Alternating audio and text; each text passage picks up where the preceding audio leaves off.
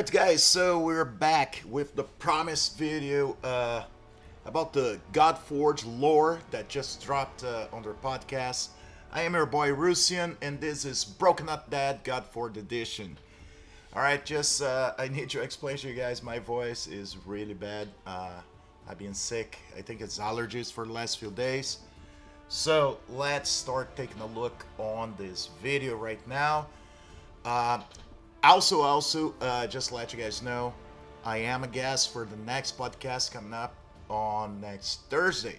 So I will try to avoid any spoilers. I'll just try to really hit some of the things you're talking in there and my opinions on them.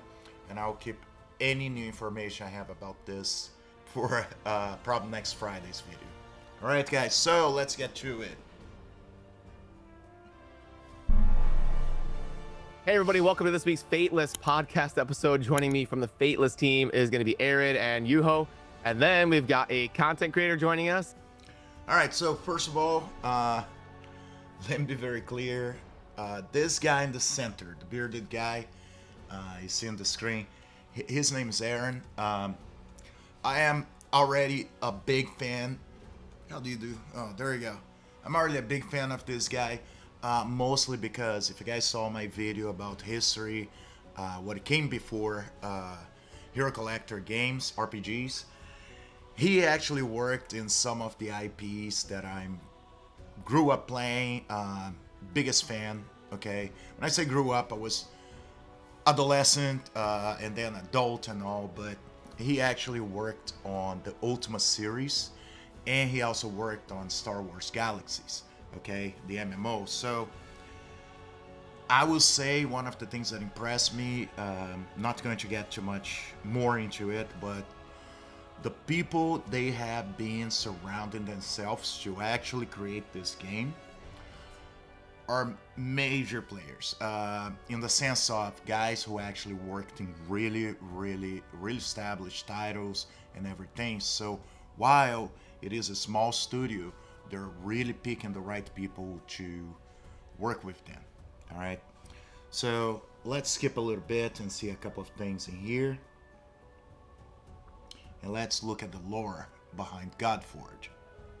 No crazy updates. I'm actually gonna toss it over to Dan Man to start asking questions, because I think he's probably very curious about the lore and the direction that we're going and what we've got cooking. And by the way, I just wanted to say about QA, a very honorable department. I started in QA way back in the day when I was still in college, finishing up my degree. I was doing QA at Origin Systems for one of the Ultima games. So yeah, QA, man. Without QA, you get really buggy products.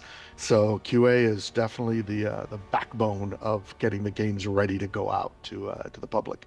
But no, I mean, I think most people who've watched these videos understand what the general gist behind the Godforge setting and lore is.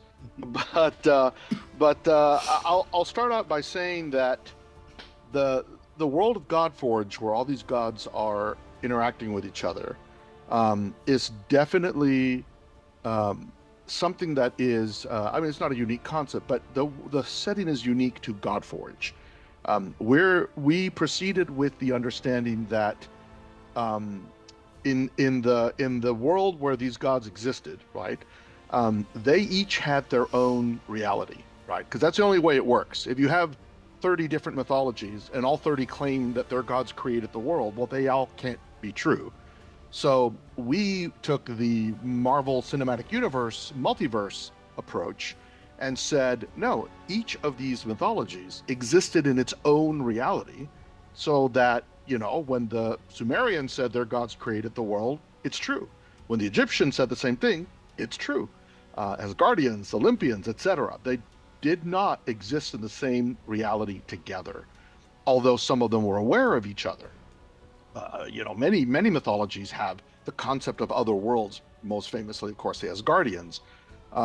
So they did have some awareness that there were other realities where maybe some versions of them existed, and that's how we're explaining they all have spheres, right? There's always a god of war, a god of the sky, a god of the sun, a god of the sea, a god of the harvest, etc.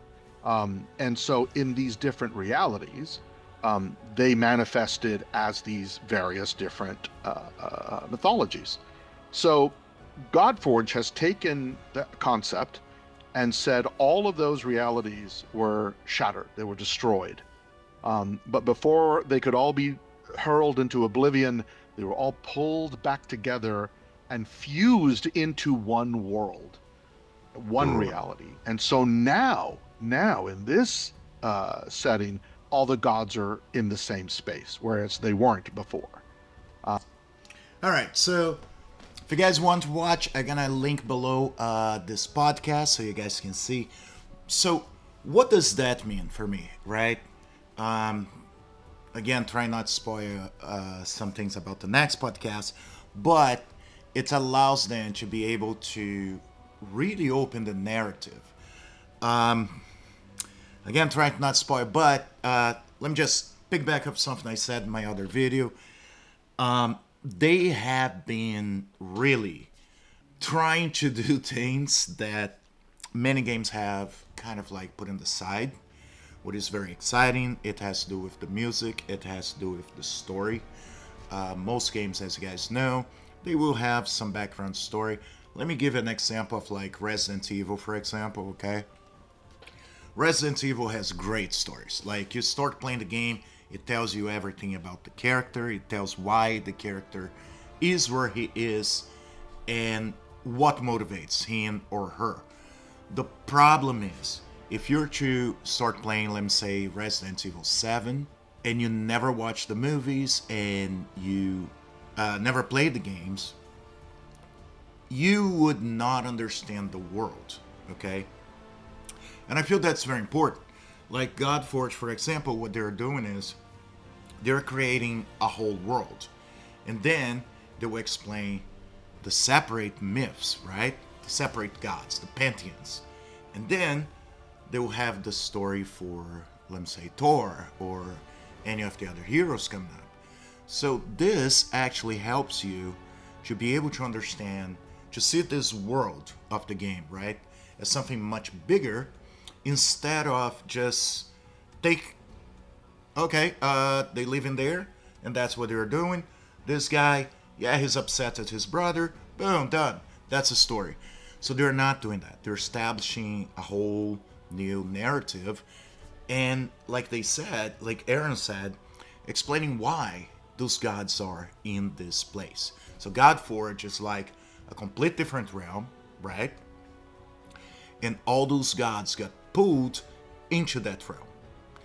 And for me, it makes to where there's more to the story, right?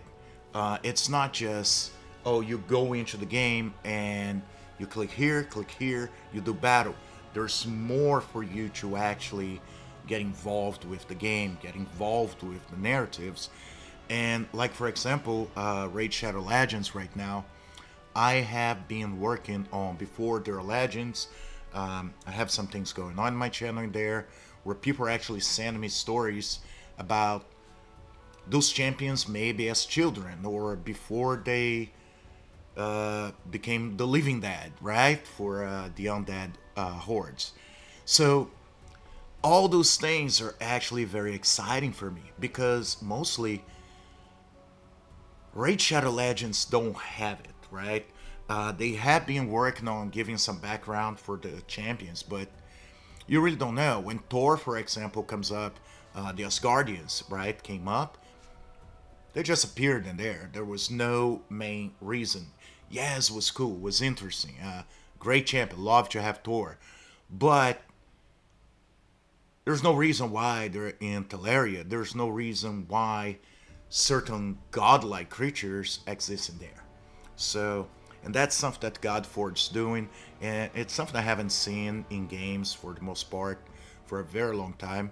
I feel a lot of IPs, established IPs, they just assume, well, if you didn't play our other games, just go play it and you will understand the narrative.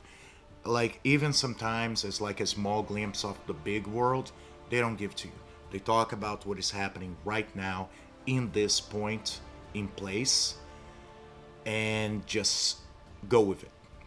So that's what I want to say. Again, I really hit on that. It's the background, right? You have to lay down a foundation. Every single thing you do, it can be gaming, can be even your lives. If you don't set up a good foundation, you know, the roof gonna collapse. So they're doing that, and that's why I am very impressed with where this game's going.